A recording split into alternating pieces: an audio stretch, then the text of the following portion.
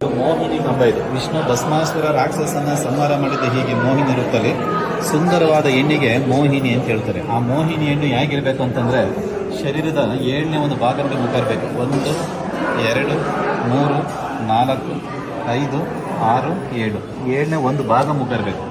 ಹಣೆ ಎಷ್ಟಿದೆ ಸೊಂಟ ಕೂಡ ಅಷ್ಟೇ ಇರಬೇಕು. ನೋಡಿ, ಈ ಹಣೆ ಎಷ್ಟಿದೆ ಮೂಗು ಅಷ್ಟೇ ಇರಬೇಕು, ಗಲ್ಲ ಕೂಡ ಅಷ್ಟೇ ಇರಬೇಕು. ಉಬ್ಬು ಕಾಮನ ಬಿಲ್ ತರಬೇಕು, ಕಾಮಾಕ್ಷಿ ಅಂತ ಹೇಳ್ತಾರೆ. ಕಣ್ಣು ಮೀನು ತರಬೇಕು, ಮೀನಾಕ್ಷಿ.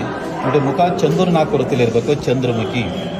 ಹೆಣ್ಮಕ್ಳ ಪಾದ ಪದ್ಮಪಾದ ಥರ ಇರಬೇಕು. ನೋಡಿ, ಪದ್ಮಪಾದ ಅಂದರೆ ಪಾದ ಕೆಳಗಡೆ ಗ್ಯಾಪ್ ಇರಬೇಕು. ಗ್ಯಾಪ್ ಇದ್ದರೆ ಪದ್ಮಪಾದ ಅಂತ. ಹೆಣ್ಮಕ್ಳನ್ನ ಮದುವೆಯಾದ ಮನೆಗೆ ಗಂಡಿನ ಮನೆಗೆ ಒಳ್ಳೆಯದು ಅಂತ ಹೇಳ್ತಾರೆ.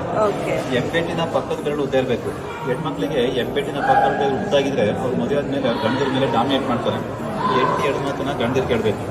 ನೋಡಿ, ಮೊದಲೆಲ್ಲ ಹೆಣ್ಮಕ್ಳನ್ನ ಈ ರೀತಿ ಬೆರಳು ನೋಡಿ ಮದುವೆ ಆಗ್ತಾಯಿದ್ರು. ಈ ಬೆರಳನ್ನ ನೋಡ್ತಾ ಹೋಗ್ತಿದ್ರೆ ಅವತ್ತು ಯಾರ್ದು ಮದುವೆ ಆಗಲ್ಲ. ಇದೆಲ್ಲ ಮದುವೆಗಿಂತ ಮೊದಲು ಇವೆಲ್ಲ ಲಕ್ಷಣಗಳು ನೋಡ್ತಾ ಇರಬೇಕು. ನೋಡಿ, ಕೆತ್ತನೆ ಕೆಲಸ ಮಾಡಬೇಕಾದ್ರೆ ಶಿಲ್ಪಿ ಮಾರ್ಕೆಟ್ ಯಾವ್ದಾರ ಒಂದು ಭಾಗಕ್ಕೆ ಹೊಡೆದು ಡ್ಯಾಮೇಜ್ ಮಾಡಿದ್ರೆ ಅವ್ರು ಮಾಡಿದ ಕೆಲಸ ಎಲ್ಲ ವೇಸ್ಟ್ ಅಲ್ವಾ.